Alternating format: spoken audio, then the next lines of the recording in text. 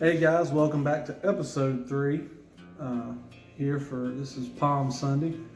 Over the last week we talked about what if today was the day that we stood before God physically. And week 1 we talked about making our prayer life a little more meaningful. And today I want to talk about, I think, in my opinion, what it all boils down to.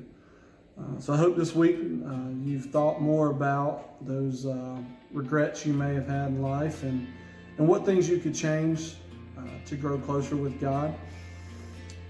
Today I want to talk about, it's funny, actually I've been at Lowe's for the past numerous hours, and it really goes along with what I want to talk to you about today.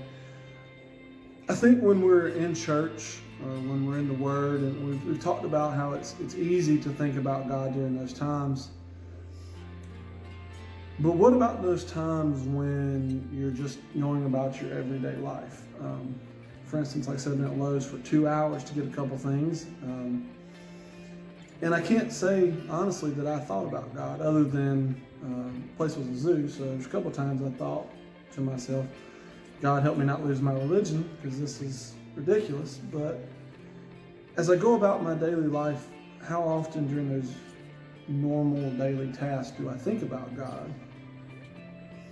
And I have to be honest, it's not enough. Probably it's not enough. And as we approach this time of the year, when we celebrate Easter, we celebrate the death and the resurrection, I got to thinking about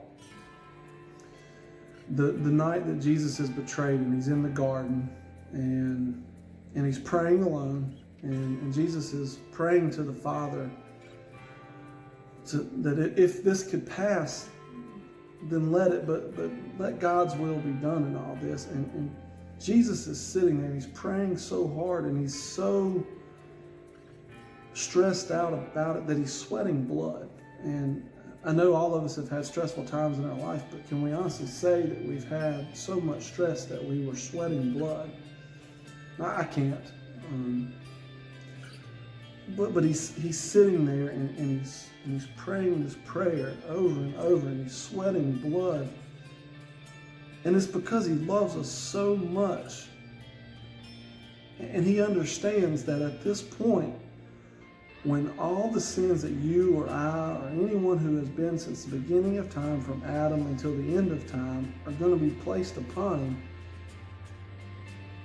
And when that happens, that God is literally going to have to turn his back, because he has to be separated from God, because he's not holy any longer. And he's carrying our sins, but he loves us so much that he does it. And at that point, it became all about love. It became all about the love that God has for us and the love that we have for God and for our neighbors. And, up until this point, and I know for a lot of us that maybe grew up in church, we've been told you do this, you don't do that. You gotta go to church on Sunday, you gotta go to church on Wednesday, try not to cuss, all these things. It's this checklist, but that's not what it's about at all. If it was a checklist, we don't make it. But that moment right there in time it's all about love. And as I was preparing and thinking about this week, Monday night I had the pleasure of talking to my grandmother and my dad. We were just chatting, and we were, and somehow we got off on Dad was talking about, when he got baptized, his dad told him he was proud of him. And when I was baptized, my grandfather, Speedy, was the one who baptized me.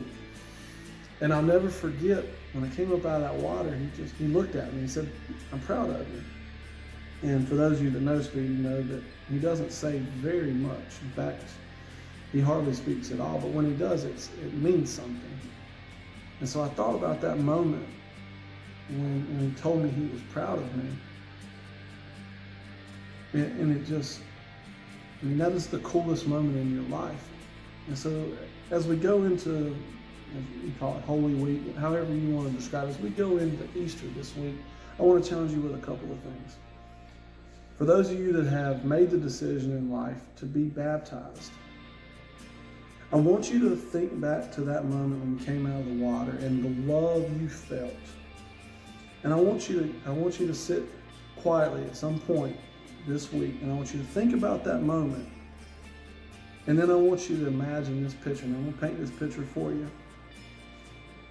You come out of the water, and in heaven at that very moment, there's millions of saints. Abraham, Moses, Noah, John, James, Peter, Paul. All these heroes of the faith are standing there, and they're cheering for you. And they're just going crazy. They're cheering for you. And then all of a sudden, it just gets quiet. And at that moment, the God of all creation literally stands up off his throne. He walks down to you, gives you a big old hug, and just squeezes you and tells you he loves you and he's proud of you. And when I know right now life seems very stressful. Things are very different in our world right now. But if we spent more time thinking about that one moment right there, when God of all creation picks you up and hugs you and tells you he loves you and he's proud of you. And then in turn, we've got to show that love. And I want you to think about how you can show that love. And if you've not made the decision to be baptized, my prayer and Max's prayer and everybody at First Christian's prayer would be, make today that day. Reach out to us. We can't have 10 or more, but it doesn't mean we can't get together and make this thing happen. So as you guys get ready for Easter, I pray that you have a good week. I pray as you go outside and see the trees blooming and blossoming and the flowers, understand that new life that comes every spring is the new life that we have and what happens on Sunday.